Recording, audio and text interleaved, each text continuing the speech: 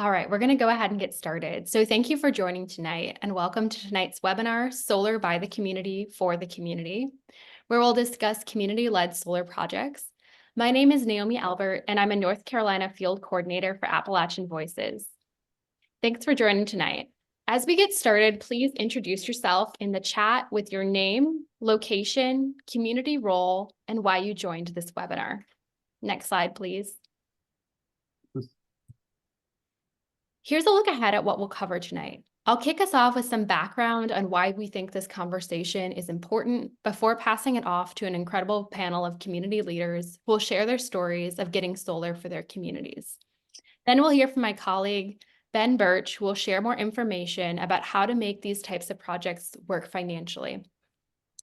And we'll finish the evening with a Q&A discussion.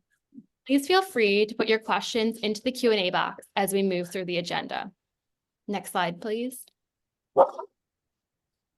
So why are we here? Our goal today is to learn how communities can be in the driver's seat and champion local solar projects that bring real community benefits.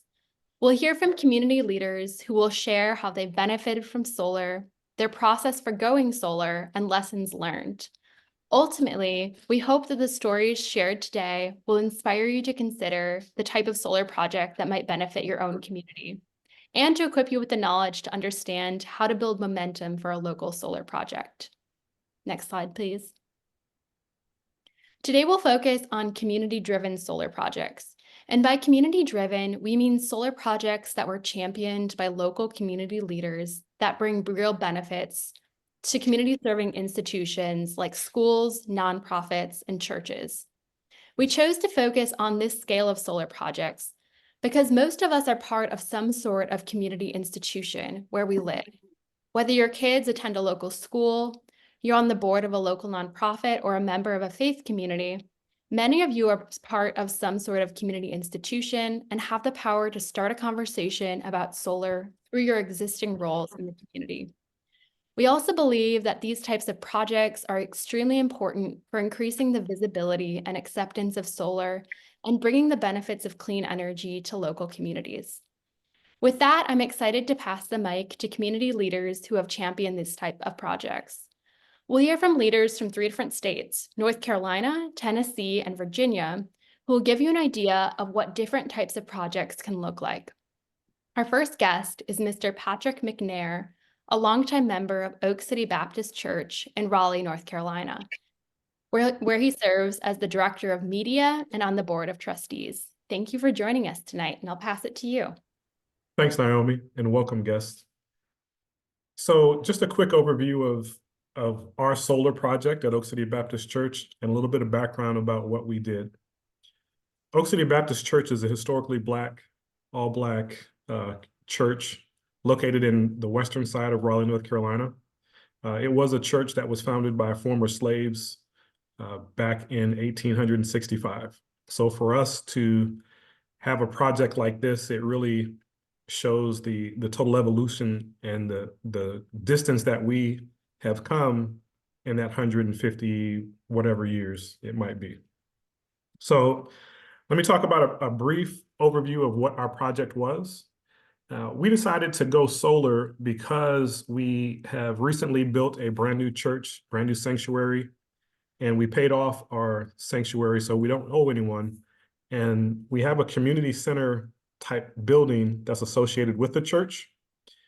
And over the last couple of years, there have been a lot of natural disasters and where people would have to come together in the community and who may have been affected by natural disasters and need someplace to go in those times of trouble, in those times of storm. So to me, it made sense for us to go solar to provide a shelter for people who may be affected by various natural disasters. One Sunday during COVID, me and my pastor and a few other members were at church doing a live stream, and our power went out right before he was ready to preach. And he was very frustrated. And as a trustee, as somebody who's always trying to figure out what I can do to solve the problem, I started working on, how can we avoid this in the future? And I thought about solar. Someone came to my door in my neighborhood and approached me about solar, and I thought it was a great idea. And so I talked to the pastor about it. He says, go forth, bring back quotes, and let's see what we can do.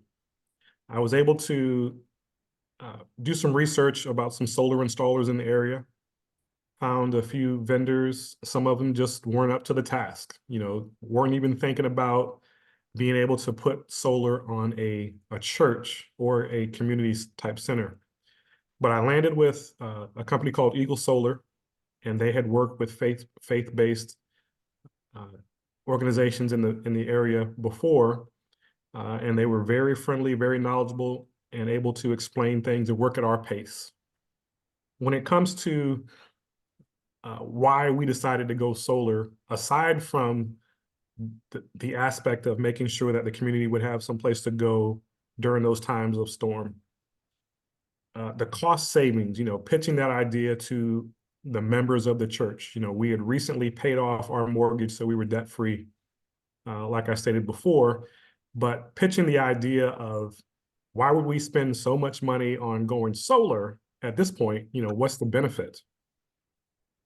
When you pull it back a little bit, the amount of savings that we were able to obtain that were, because the Duke Power is increasing the rates year after year after year, the rebates from the incentive program that were in place, it just made sense that if we were going to be in that building for another 20, 30, 40 years, then imagine those savings month over month over month. And that was the way we were able to pitch that idea to the congregation to get them to buy into going solar.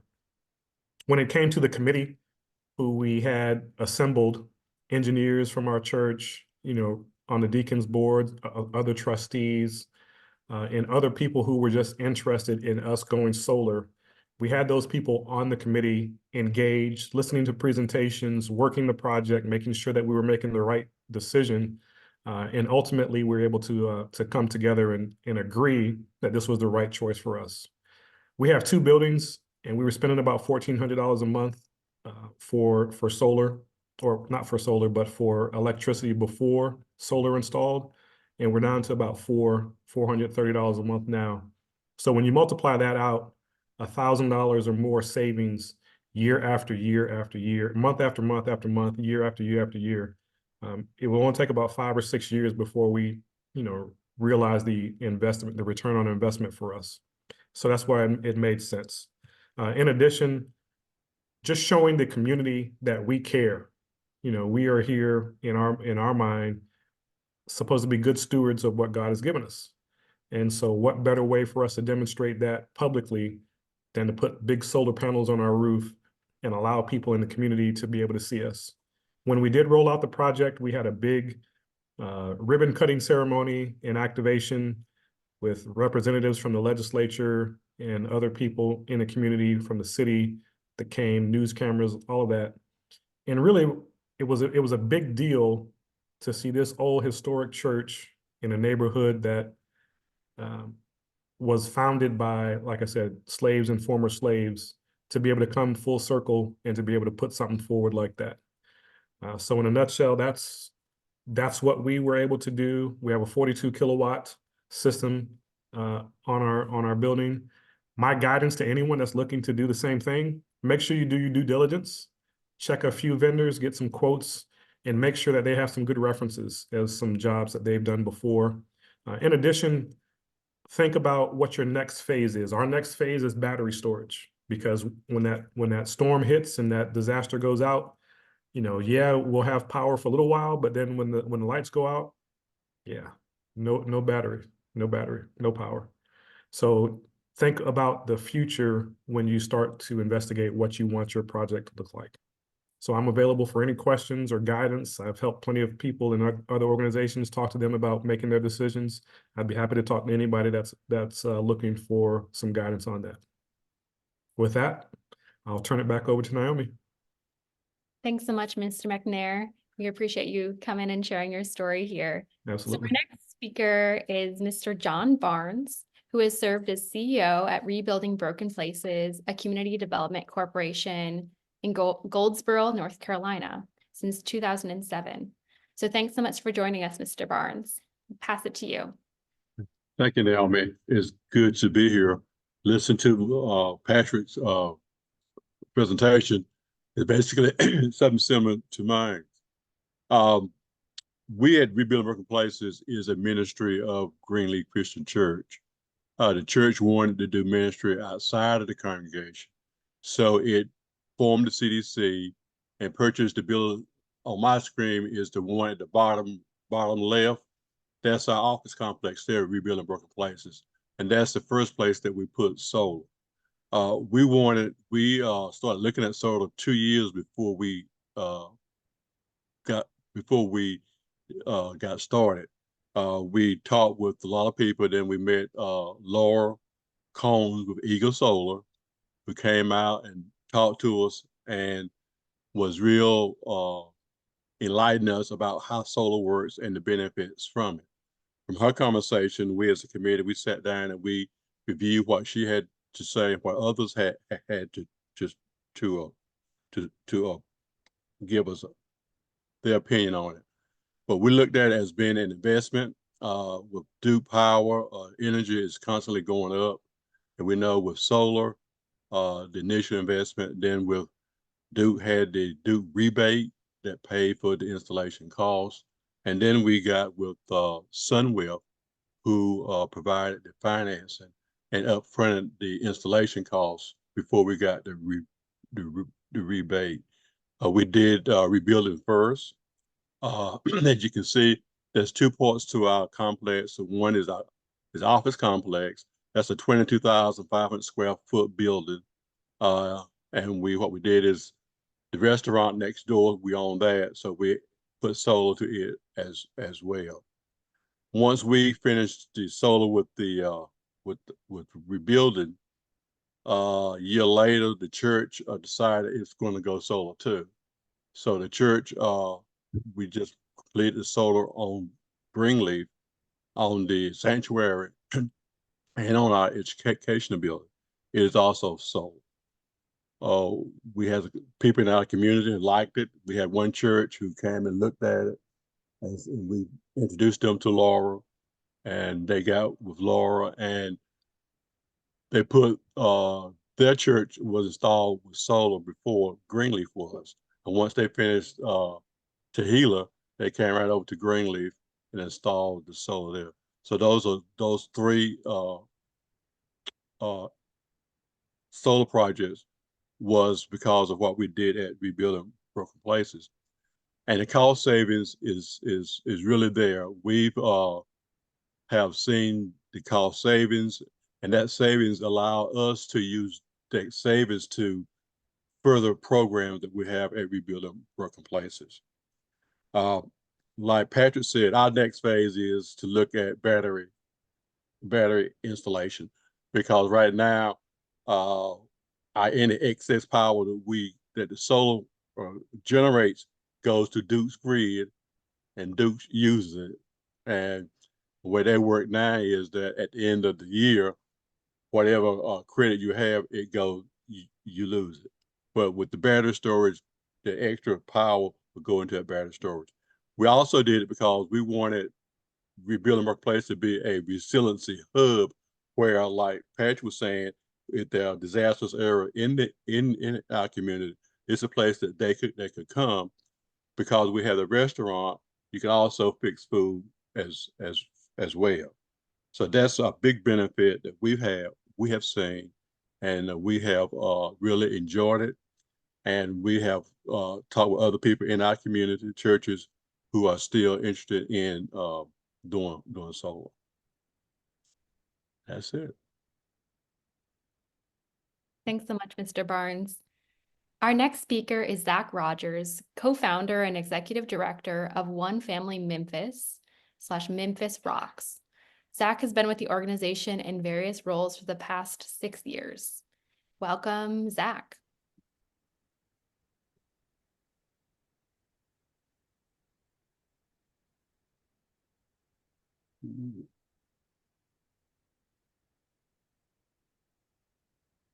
Zach, you're muted. I got it. Sorry, I do this every time. That is my error. I just wanted to say thank you for having us. Our story is probably a little unconventional. We're best known for the Memphis Rock side of our organization. One Family Memphis is kind of the umbrella organization that does the fundraising, media, and marketing for it. But Memphis Rocks is kind of a unique nonprofit in the outdoor and climbing world. So there's a misconception that we're just a rock climbing gym, but we're actually a community center that's really focused on our South Memphis community. And so we're located in the heart of Soulsville, USA, which is South Memphis. And so one thing that we really try to do is find ways that we can fill gaps and needs in the community. And so the way that solar came to us actually was through our rock climbing connections. So Alex Honnold and the Honnold Foundation approached us about this project, and we were super stoked on it.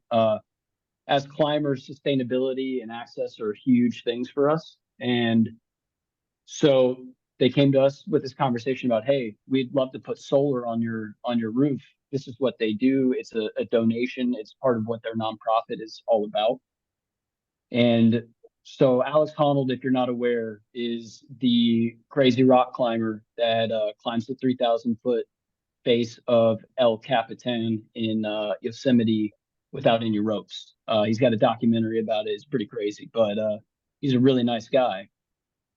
And so they came to us and installed a 20 kilowatt solar array on our roof. It offsets about 20% of our monthly utility expenses. We have two pretty large buildings here. One is our town center, and the other one is the actual 32,000 square foot climbing gym. The reason it offsets 20% and not 100% is because of the policies by our governing body for energy consumption. So the TVA, the Tennessee Valley Authority, has a limitation on how much solar can actually be utilized by a single building. So ours is capped at 20% utilization.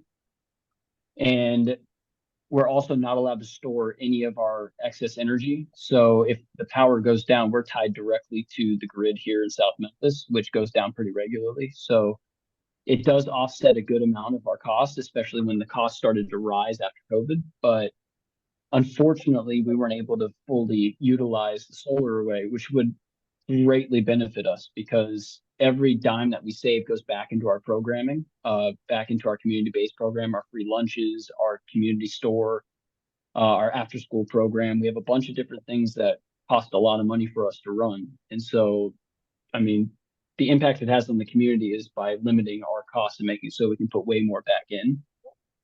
But South Memphis in general is highly inequitable when it comes to access to energy. So the national average for energy consumption per family is around 5% of your income goes towards energy. In Memphis, it's 25%. So there's a lot of inequitable access to energy here, and it's a huge problem for tons of people in the South Memphis community. And so it's really important that we find ways to provide more access and even government incentives to make it so that more people can get solar. But unfortunately, like the TVA here has de-incentivized access to putting solar on your roof. And I think one of the things that I saw was that in 2003, they had a very progressive policy towards it. But over time, they slashed it, and the buyback rates are below retail level now. So there's really not an incentive to go solar at the moment. Now, we did make a documentary with the Honnold Foundation and Black Diamond, which is a climbing company, about our project. And you can definitely see that education-wise, it's been a really positive thing. And it's something that we actually want to expand further. And the Honnold Foundation has committed to, if policy changes were to be implemented at the TVA, they would come through and increase us back to 100%. And so that's kind of where we're focused right now, is on trying to get through to someone where we can just get them to change the policies that are limiting the amount of access that we're allowed to have to solar. And also to start government programs to allow Black-owned businesses that are down here in South Memphis to access solar with higher incentives. It's a big thing. We have a charter school across the street. We're directly across from the Stax Museum, where Aretha Franklin and Isaac Hayes made their music. Like, it's a very historically rich community. And yet people are just being bled with their electrical bills. And so we've even gotten to the point where we've had to help people offset the cost of their electric bills by partnering with the local government. But that's kind of our story behind our solar. And we just appreciate you all being here to hear us. And I love hearing everyone else's stories too. So thank you. And Naomi, appreciate you inviting us. Thanks so much for being here. So our next speaker is Mr. Jeff Shaver, Senior Director of Physical Plans at Roanoke City Schools. Welcome. Thank you, Naomi, and rest of the group join here. What an opportunity, because I am sold on solar. Yeah, I'm going to show you that to you here in just a second. So once again, like Naomi said, I'm Jeff Shaver. I'm the Senior Director of Physical Plants here at Roanoke, Virginia for Roanoke City Public Schools, and I refer to them as RCPS. So here at the schools division, we have a total of 33 buildings and about 14,000 kids. And we're nestled in beautiful Roanoke, Virginia, the Star City, as some of you may have been through our area. And it's in the Appalachian region and in the beautiful Roanoke Valley. The students here, as like I said, here we have a pre-K through 12th grade student who provides inclusive, equitable, and student-centered culture that empowers lifelong learning. You go to the next slide, please. So what were the catalysts? So I wanted to circle back around. The catalyst for Roanoke City Public Schools was the catalyst not only for solar, but for renewable energies was in our strategic plan. One of our targets were to be champion of innovative focus on energy conservation and sustainability. That was one of our goals. And we're going to get there. And we have approached it in a couple of different ways. And I'll show you the next couple of slides. But on this one right here, what was the main catalyst besides our strategic business plan was our negotiation with our power provider, which is Appalachian Power Company. In 2018, with the help of VML, which is Virginia Municipal League and the Virginia Association of Counties, we negotiated with net metering with Appalachian Power. What is net metering? Basically, net metering means that the power that we produce that we use, like on weekends when the school is not in service, or winter breaks, spring breaks, is we get the credit for that, and that's what makes it doable for us. I mean, that's what makes it financially doable for us. And I'll get a little more talk about that in just a moment. Also, what happened too is, you can see I wrote a letter to the editor of the local paper about, urging PAs, which is public authorities like school divisions, local governments, to participate in these negotiations. I heard some of the other presenters talking about, they got net caps and so forth, what they can do, and that's tough, as you know. So we negotiated the net metering aspect, and the contract was approved in 2021, and so we launched into solar production. Next slide, please. So what we do at Roanoke City Public Schools, I'm sorry that's a little blurry, but basically what we have done here is a couple of approaches for renewable energies. One of the one I want to talk about initially is the EVs that we have bought, or leased. The EVs, we've got 12 of them there. We've used 4 transits, vans, and they have worked out really well. This is the second year we've used them. Very low maintenance costs. There's no oil changes, as you can imagine. I'm not sure if anybody owns an EV, but it's such an asset to have. Worked out well. We haul tools around, we pull trailers, and it's really been good for us as far as the EVs. Let's go to the next slide, please. Let's talk about the solar we're talking about here. As you can see here, what made the benefit for a school district in solar is the PPA. The PPA is unique for any kind of solar provider and for organization, because there's no upfront cost. What happens here is the PPA power purchase agreement allows us we allow the roof space, and then the provider, we negotiate a kilowatt per hour, and it's cheaper than our provider of Appalachian Power. So days like today was beautiful, it's solar production day, we would have bought power from them versus the power company, and that PPA covers that. So once again, let me reemphasize that the PPA is no capital upfront infrastructure by us or anybody who negotiates that. Basically you provide the roof space, and then they install the system, Yeah, and then basically they maintain the system, and the simple approach is like today's like today, we buy power from them when it's a production day. And then, like I said earlier, with net metering on the weekends, at days when the schools aren't using power, it just goes back as it offsets the cost also. It's really we couldn't do it. We don't have the capital investment to make to make this purchase, do all the capital improvements. So let me show you, just talk real briefly about the avoided energy cost and how that kind of projects out over there on that table over there. So what happens is that year one, I can explain this real quickly. Year one is the cost of energy. That's what we pay for. That's the cost savings that we have for not buying it from our service provider. This is what we that we save. The service solar fee is the power that we buy from solar, and the net is 59,000.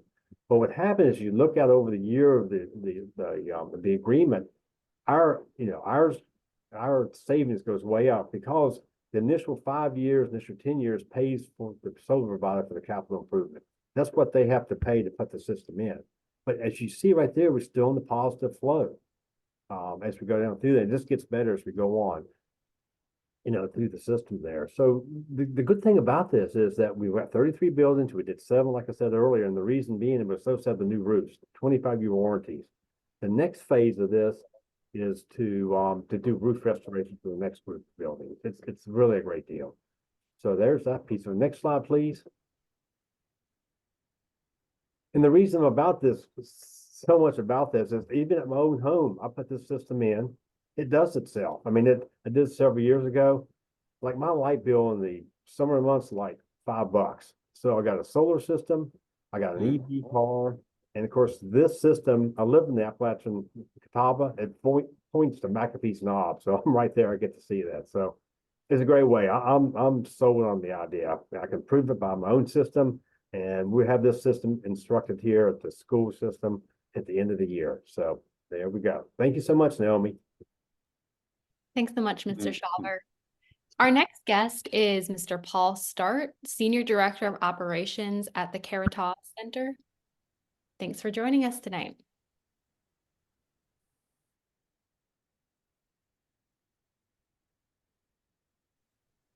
Good evening, everybody.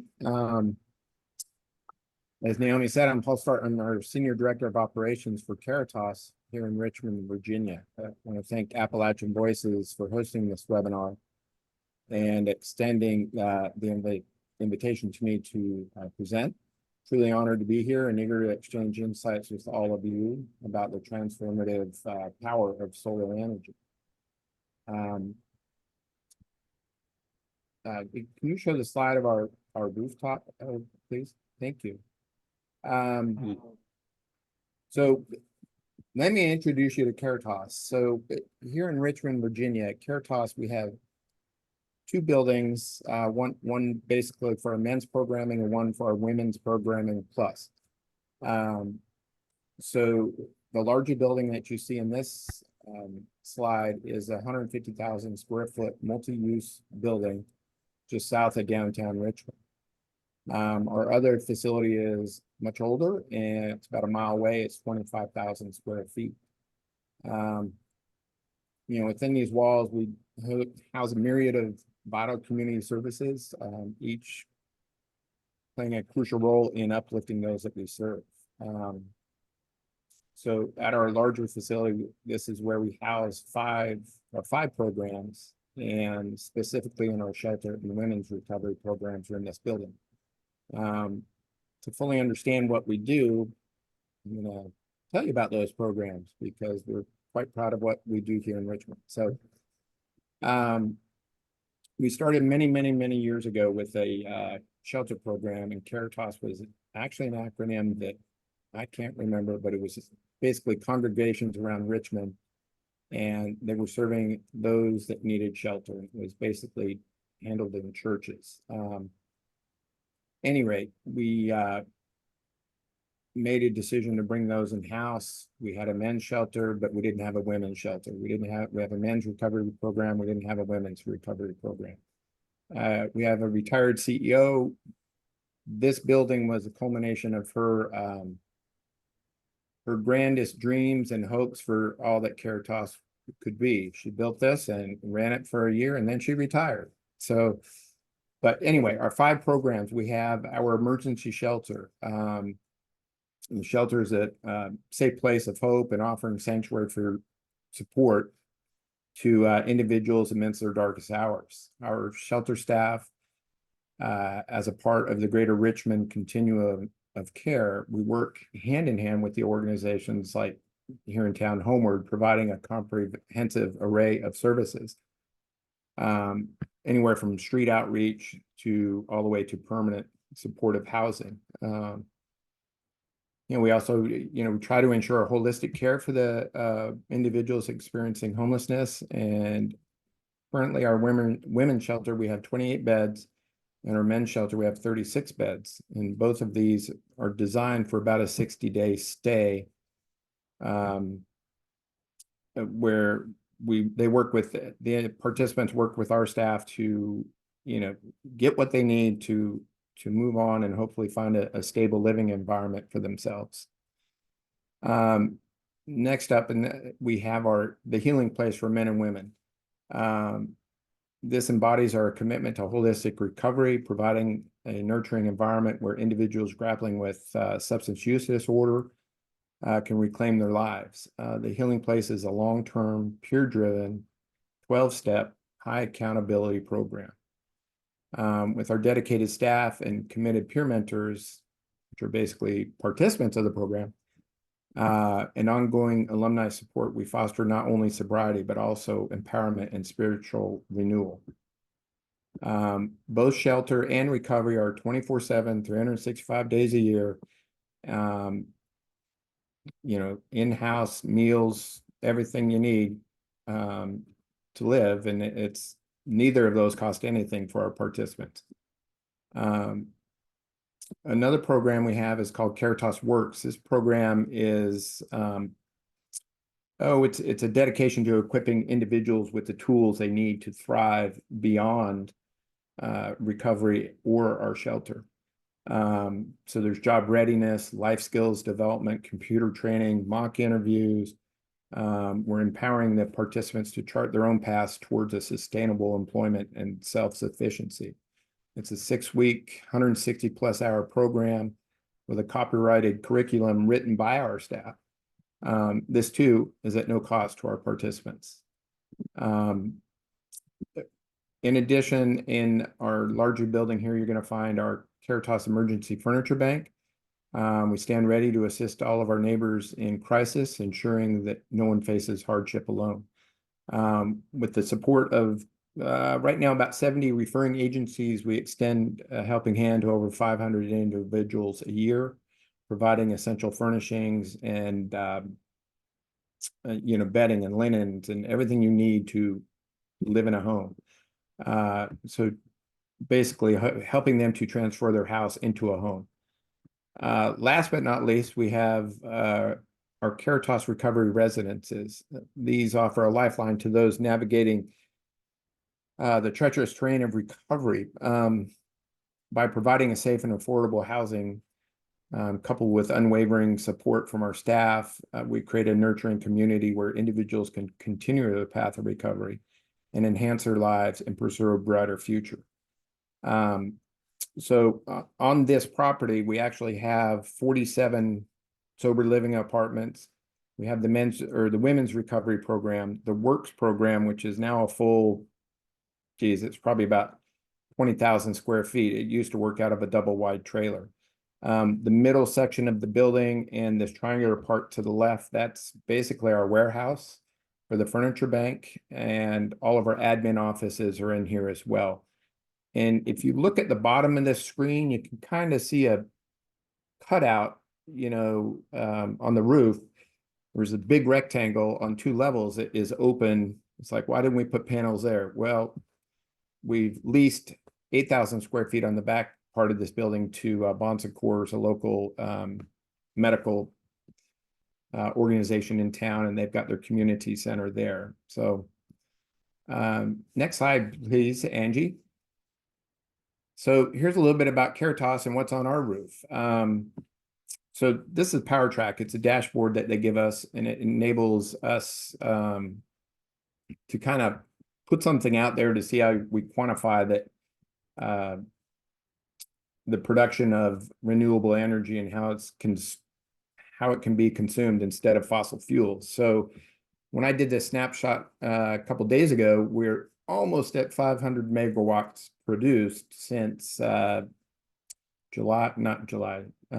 June of 2022, I believe. But there's some interesting information here as far as, hey, we've offset 3 cars this month, 70 cars total in the lifetime of our system. It'd be nice to have one of those cars, but I don't, so it's okay. Any rate, that's kind of a nice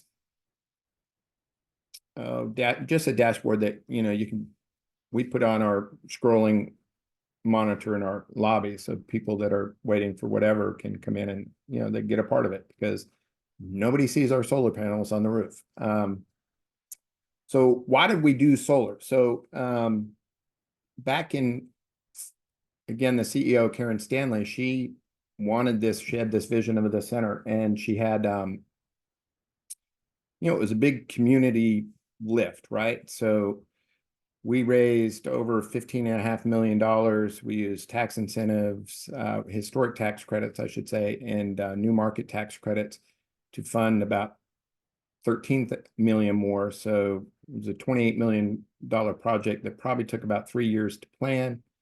And then about, I think it was 33 months to build. We opened up in December of 2020. Basically, in Karen, as a dynamic leader of our organization, it's the right thing to do. We got to have solar, right? We've got this building with this huge rooftop. Why not?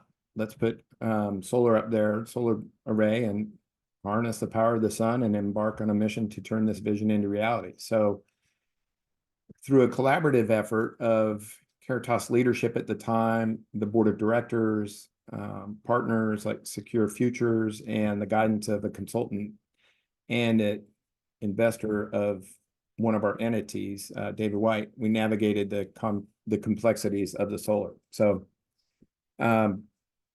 anyway, so we wanted to reap benefits directly, right?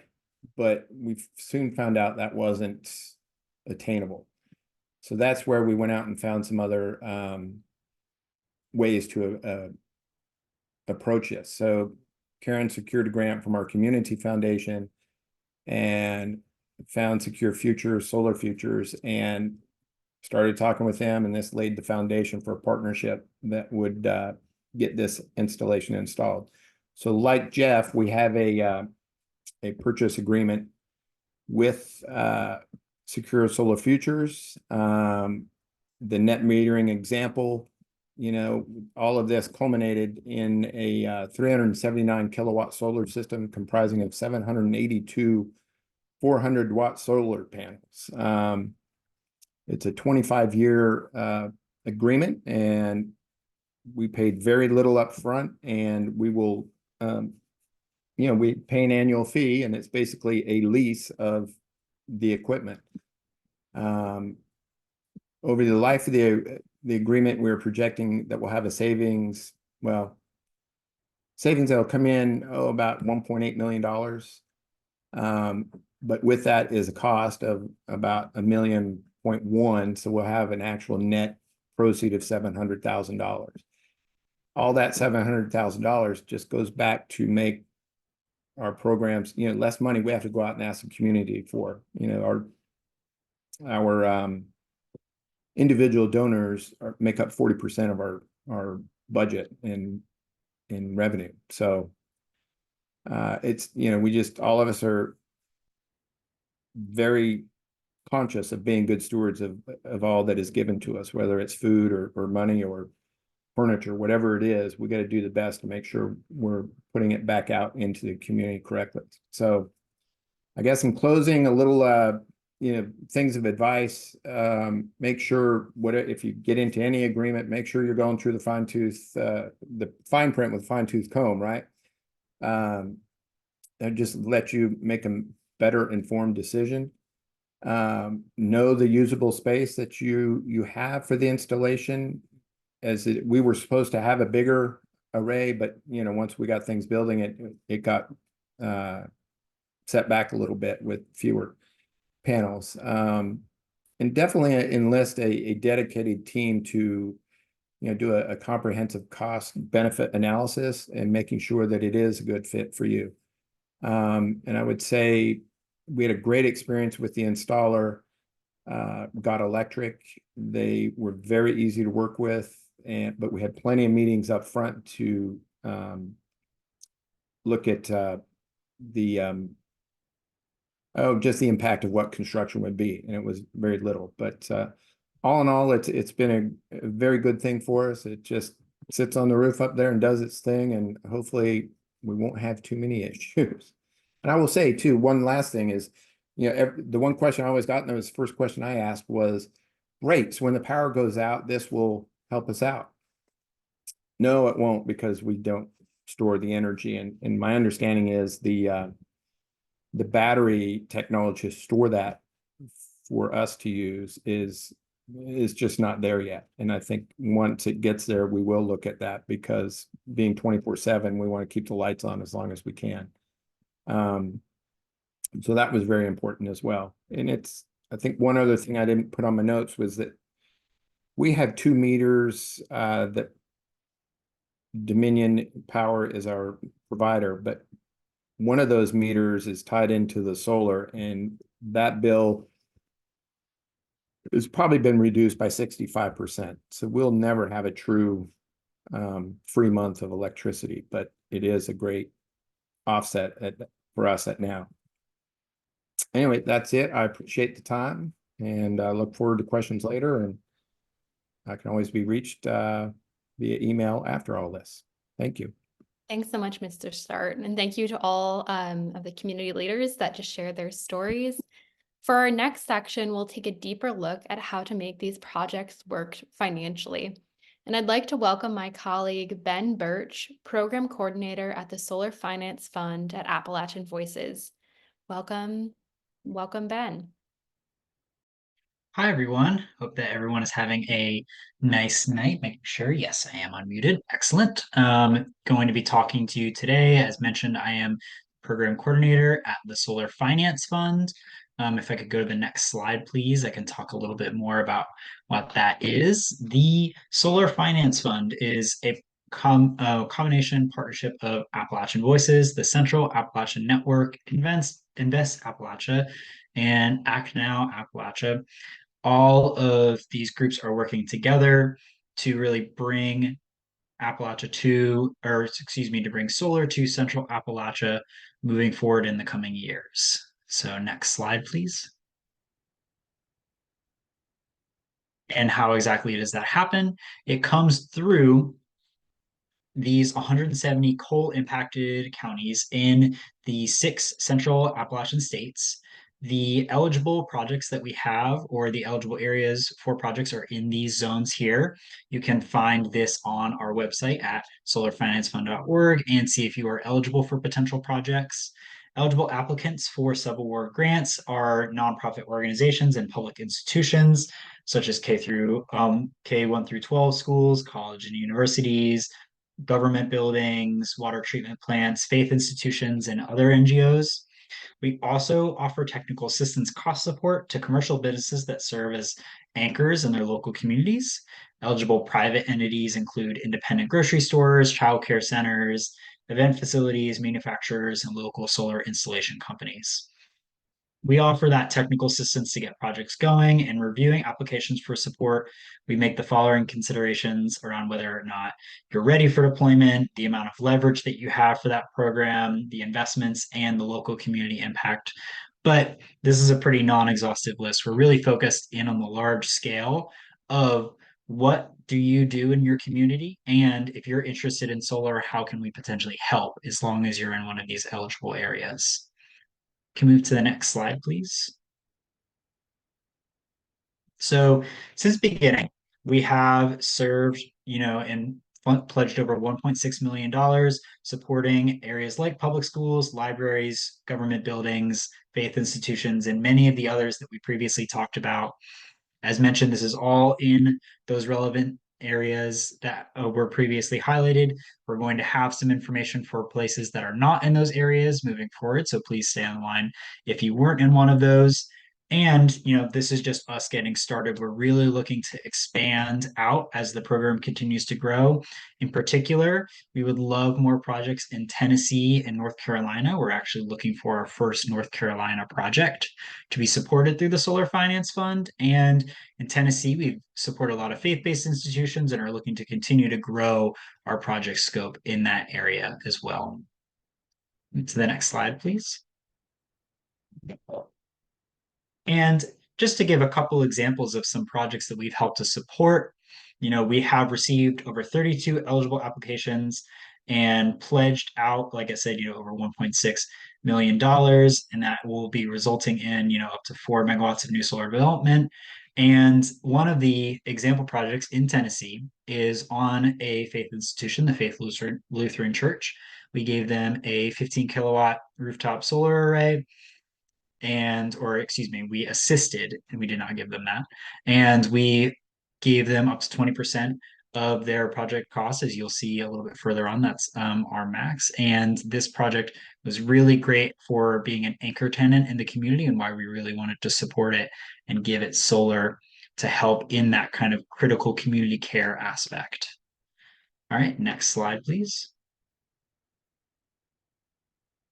And then just one more example to kind of highlight also the workforce element is the Wise County Public Schools in Wise, Virginia.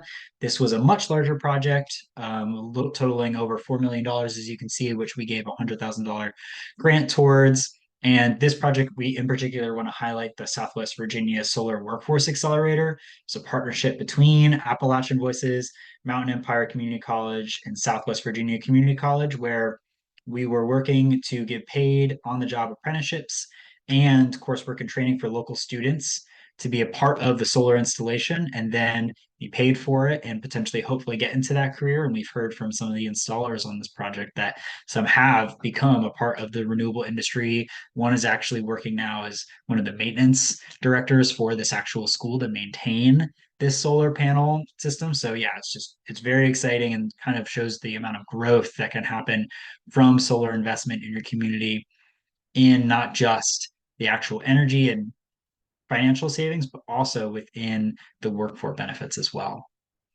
Next slide, please. So this is, some of the examples, and this is really how we work. We provide up to 20% of the total project cost for those eligible areas.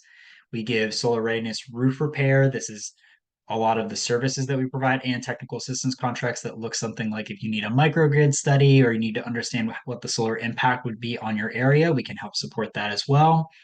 So this is the type of funding that we provide assistance with and help with in those eligible areas. And if you go to the next slide, I can highlight what we are also trying to show, which is that regardless of if you're in those areas or not, there is a solar investment tax credit as a part of the Inflation Reduction Act that was passed a couple of years ago, which is a tax credit that will provide up to 30% of total project cost for solar to all solar projects in the United States, regardless of if you are in this. So we're here to help you access that information, but our grant funding comes on top of this. And then there are other ways to add bonuses or adders onto this tax credit. If you're in an energy community, which if you are nearby any type of coal production is highly likely that you have domestic context bonus. If it's a low to moderate income, the real takeaway that I want you guys to have from this slide is that there are huge amounts of money waiting aside for you to be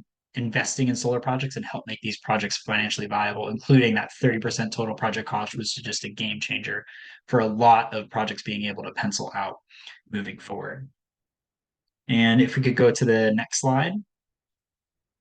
This slide, we're really just trying to demonstrate that we at the Solar Finance Fund are here to help you find your way through how to finance these projects. At the bottom of your capital stack or how you finance this project, you might have a grant from us where we're working to help you support and just kind of get that initial seed funding to be able to get this project rolling.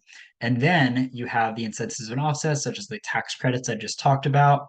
And then you can go from there, have investments and loans from local CDFIs or banks, find private investment, and also look at it again as an investment for your potential industry or a company that looking to build out your solar. So this capital stack might seem a little bit confusing around exactly how do I get a project funded, but we are here to assist you through that process of not just giving you that actual initial grant, but also then helping you through how do I get a loan from a bank? How do I access the tax credit information to make sure that all of that is there for you as well.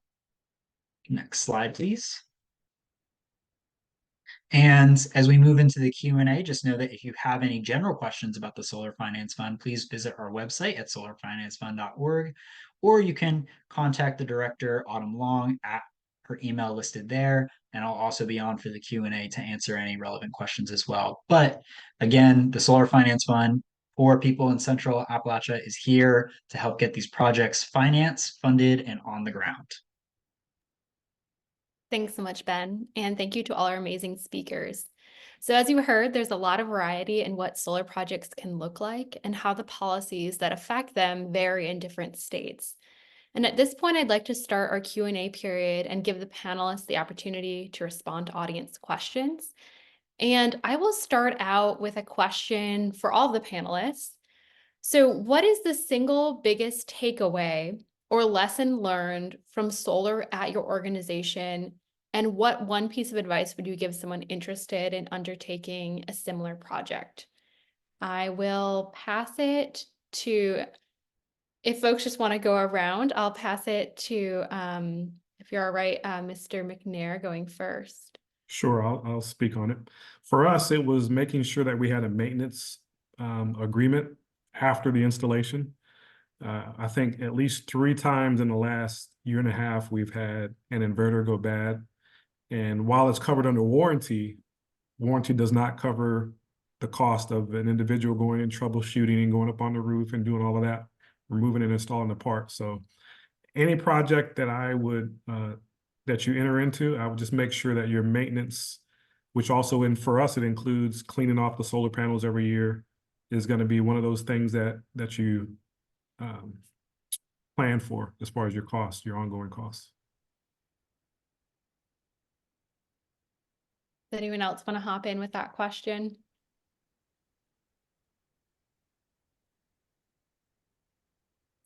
Oh, go ahead. I would just say, make sure you understand what you're getting into, right? It can be very beneficial and financially. Our situation, we were a little, the retiring CEO took a lot of information with her, and then we had to unwind some of that after the fact, after she had gone and fully understand what we got ourselves into. So although we'll benefit from it, I think it was not as great as we had all hoped that are still at Caritas. So again, just do the due diligence, have a good committee to figure it all out. So from Roanoke City Public Schools standpoint, definitely make sure you have a true up section built in your contract. The true up section, lets you true up annually with the provider and yourself.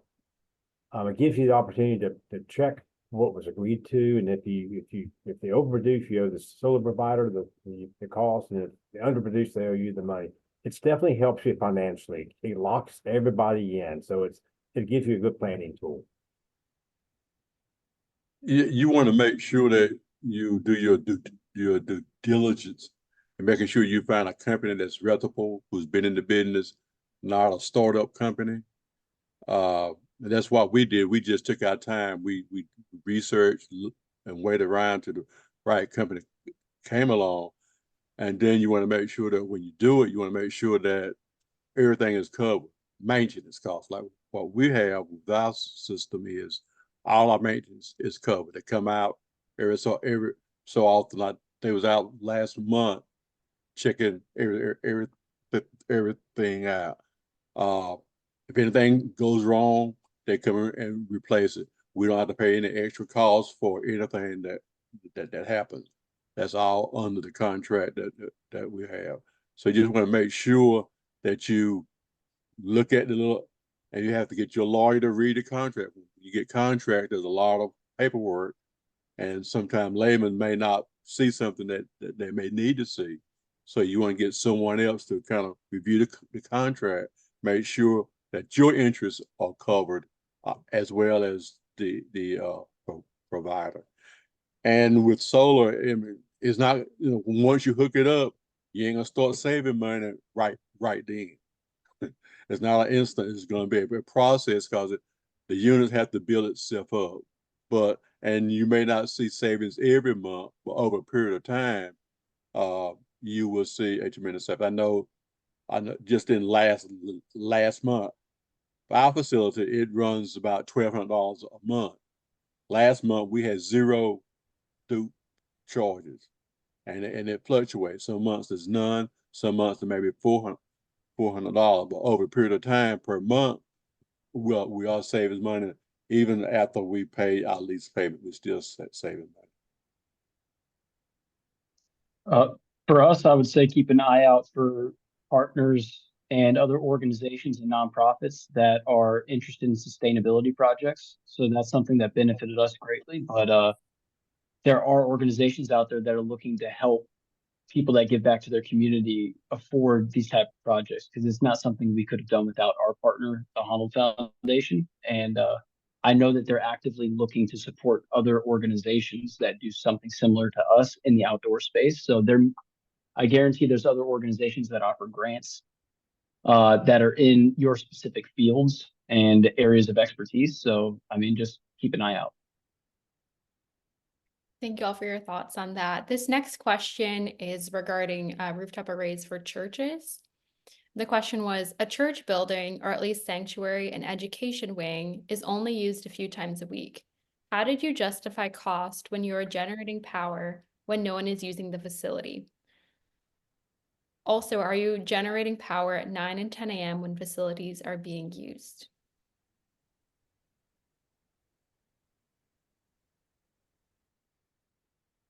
So I'll talk about it if nobody else wants to. And so for us, it was, you can't look at it in that silo of just 3 days a week, no one's using it. You're paying the power company 24/7, right? So you have to look at it holistically. And so for us, the long-term savings outweighed the naysayers that were just like that, you know, well, you can't use it every day, all day. So you have to look at it holistically. And at 8 or 9, 10 o'clock at night, no, you're not necessarily generating enough power to do anything. So you're going to be out of luck there.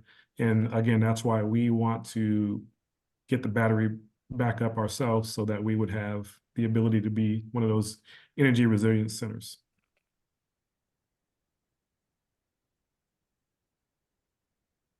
Great, thank you. This next question is for Zach. How are you engaging with lawmakers or other decision makers to change some of the laws around solar in Tennessee? And what has this experience been like? So one of the main things that we've done is we made a documentary highlighting the issues with the Honnold Foundation. And so you can find it on YouTube. I'm sure I could find a link and send it out too, but that was one of our ways of highlighting the specific issues we ran into. And like I said, ours were limitations on the amount that we can actually access and store. We can't store any. And so currently that's what we're working on. We also know that the TVA, our specific provider that supports MLGW, which is our energy broker here in Memphis, it is an organization that is federally run. So this is a very interesting dynamic because right now, the president could actually dissolve the board and completely remake it and change the policies in a moment. It's just something that's not top of the agenda right now. It's not something that's on the spotlight. So currently we're trying to work with Steve Cohen, who's our congressman here, to see if there's any way we can get this moved through, but we haven't seen a lot of movement on it recently. So, I mean, just keep knocking on doors and, stay with your local government officials as well. But we'll have updates hopefully soon where we can get this thing moving a little bit. But I know the Honnold Foundation is really big in advocacy on this specific issue. And the louder we are, the more change we can make. So that's the most I've got on that. Thank you. So our next question is for the Roanoke City Schools. The question is, who is your PPA with, and is your local utility okay with you buying power from a competitor? Yes, thanks, Naomi. So our PPAs with the same one we have with Paul. It's the Solar Secure Futures is the one that we're using. Secure Solar Futures is the provider. And then, like I said earlier in the presentation, the PPA, the net meter, you have to have that all resolved. And that's agreement with the Appalachian Power to have to make application for, so they accept it. And they base it on, this real quick, they base it on the consumption of the building. So there's a maximum that you can't overproduce. You got to at least base it 100% on the building use over, annual period of time. And that's what you base your solar production on. We didn't have enough roof space anyway to do 100%. Most of them are close, 75 to 80%, but we didn't have enough roof space for 100%. Thank you. So our next question is regarding energy storage, as it sounded like that was the next step for a lot of you.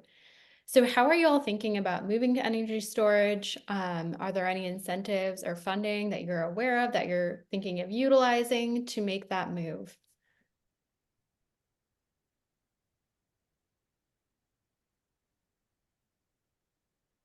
I guess I'll talk about it again. So Laura over at Eagle Solar has been keeping us up to date with grant opportunities that may come. We've applied for a couple of grants. We've partnered with other community organizations trying to get a grant.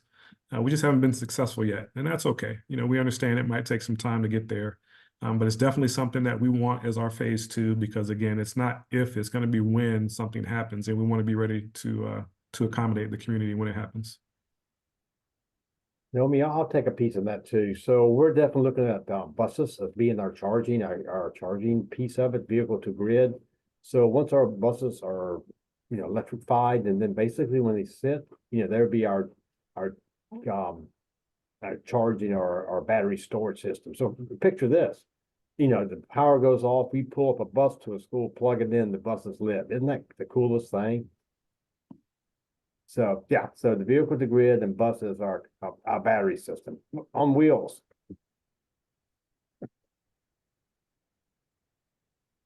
Awesome. So the next question is for anyone in the group that would like to take a stab at it.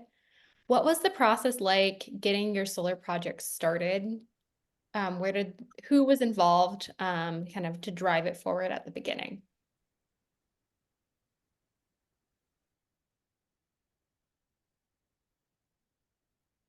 Well, with our project, after we decided to move on it, we sat down with Laura Combs, Eagle Solar.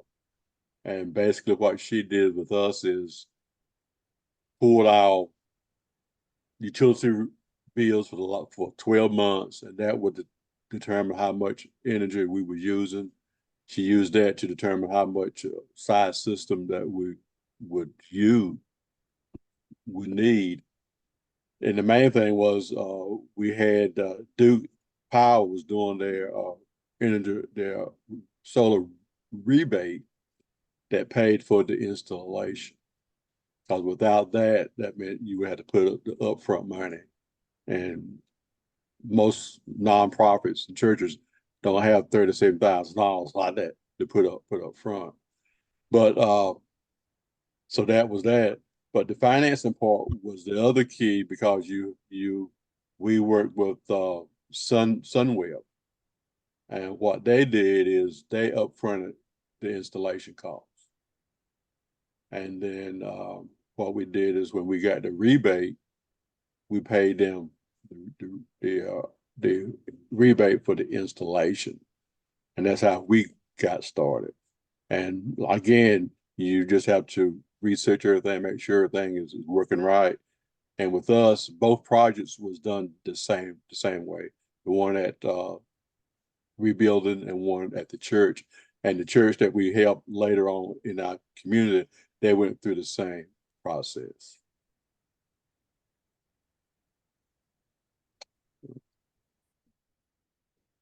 Thanks for sharing that. We have a question specific for the folks in Roanoke. And this is a question that says, for the Roanoke group, you all have done some amazing things with the plastic bag ban, the new compost center. What made you all jump on board with going green? Is this a council-led agenda, or is staff putting the time in to go after these projects? You know, that's a great question. It's really about the community involvement. I think that I mean, in this Roanoke Valley has really, appreciate the scenery, the beauty, and how we, it's if we don't maintain it properly, it's not gonna be there for for future generations. And I think, that has this grown momentum, like the person asked about the plastic bag, fees and this and that. It's just, it's steps, and it takes all these small steps to get to the overreaching goal. So thank you for noticing that about Roanoke. We're excited.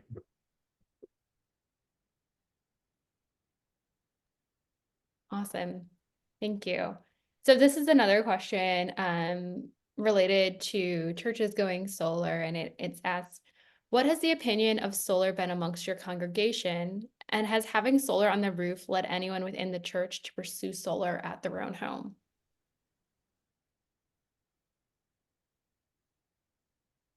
Okay, I'll talk about it. So it was very positive.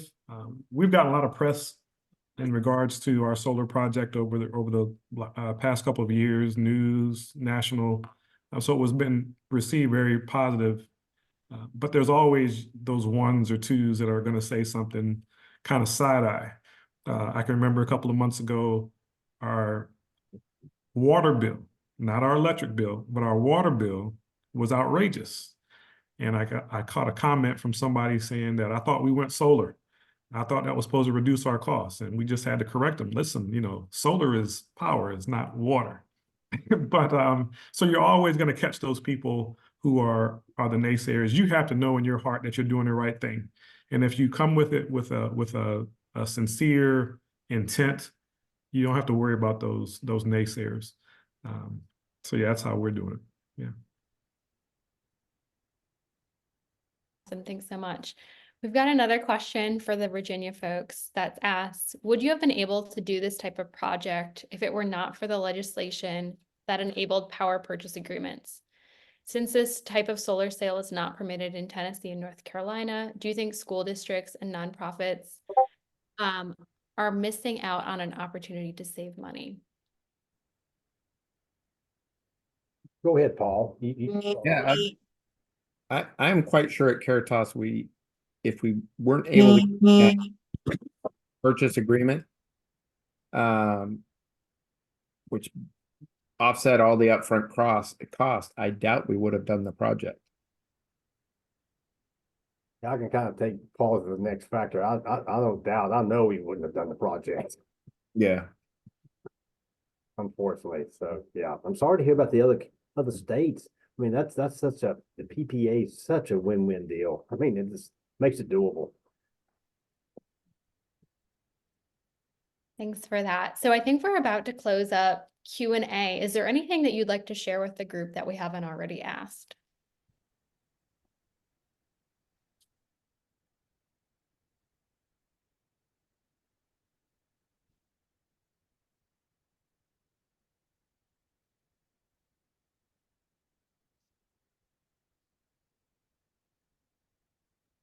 Nobody has any closing last remarks. We will go ahead and close out. So thank you all so much for joining tonight. Thank you to our fantastic panelists, and thank you for taking the time to join us. We hope you'll stay engaged. You can reach the Appalachian Voices team. And Juhi, would you mind sharing the slide that shares our email?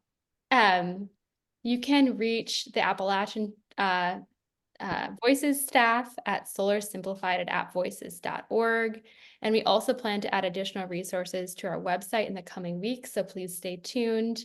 at appvoices.org/solar simplified. And earlier this spring, we also held 2 webinars on solar misinformation and residential solar, and you can find the recordings for those webinars on our website as well. So thank you again for joining us tonight, and have a great rest of your evening. And a special thanks to all of our guests. Thank you, Naomi. Yeah, thank you. Good to Thank meet you, you all. everyone. Take care. Yeah, good luck, everybody. Bye. Solar.